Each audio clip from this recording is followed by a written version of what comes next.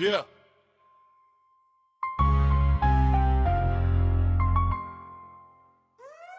Йо, аз съм Дани, куката в елита, всички знаят ме от големи екрани. Мафията кът ме види, вика брат бегай мани, защото пише глуби по-бързо от баба дето кани.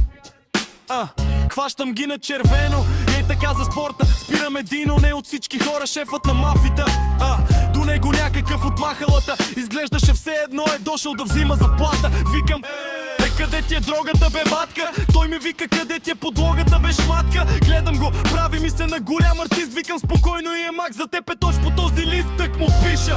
И той я вади автомат, вика влизай в колата. Все едно сме на марат, колегата види гармата. Каза чакай малко, пристигна нас патрука като Fast and Furious, но по-ефтин модел за ялто. Идват още 5-6 коли, цирк брат, шоу програма. Крещят ви сте луди, все едно снимаме реклама. Шум, пушек, викове, полицейска гимнастика. Аз гледам си часовника, свършва ми смяната класика. После викат ни на тикет, нов филм, нов сюжет. И казвам хора, гледал съм го, той е дебют. И след час караници като котки в квартала. Разбра се най-накрая, ревальовци били цялата зала.